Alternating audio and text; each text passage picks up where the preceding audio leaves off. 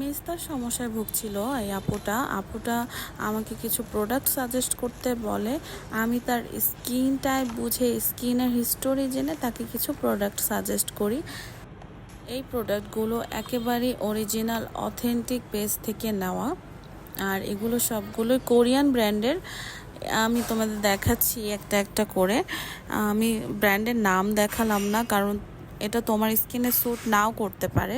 সব স্কিনে সব প্রোডাক্ট স্যুট করে না। এই যে দেখো, অ্যান্টি ম্যালেজমা সিকা ক্রিম, এটার অনেক রিভিউ আছে, গুগলে যায় তোমরা সার্চ করে দেখতে পারো।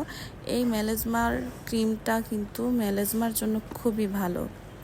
আর এই যে দেখছো এই প্রোডাক্টগুলো, এগুলো অ্যান্টি ম্যালেজমার জন্য। এখানে একটা টোনার আছে, সিরাম আছে আর ক্রিম আছে, যেটা একই ব্র্যান্ডের ফর অ্যান্টি ম্যালেজমা। এই প্রোডাক্টগুলো কোরিয়ান ব্র্যান্ডের। এরপরে দেখো আমি তাকে দিয়েছি একটা সানস্ক্রিন। এই এভিনের এই সানস্ক্রিনটা 50+ SPF।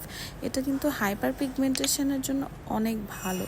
আর তোমরা কি কেউ এই সানস্ক্রিন ব্যবহারের নিয়ম জানো? না জেনে থাকলে আমাকে কমেন্ট করো, আমি তোমাদেরকে বলবো। এরপরে তোমাদেরকে আর একটা সিরাম ক্রিম দেখাচ্ছি। এটা হচ্ছে ইন্ডিয়ান ব্র্যান্ডের ডার্মাকোর। 2% কজিক অ্যাসিড আছে এখানে, তারপর গাইকলিক অ্যাসিড আছে, আর আছে ভাইটামিন সি, যেটা হাইপার পিগমেন্টেশনের জন্য খুবই ভালো। এটা শুধু মেস্তা না, তোমাদের স্কিনে যাদের ব্রণের দাগ আছে এবং কালো কালো ছোপ ছোপ দাগ আছে, তোমরাও ইউজ করতে পারো, এটা খুবই ভালো। তারপর দেখাচ্ছি তোমাদের একটা সোপ। এই সাবানটা কিন্তু খুবই ভালো ত্বক উজ্জ্বল করার জন্য। ইভেন এটা আমিও ইউজ করি, এটা খুবই ভালো একটা সোপ।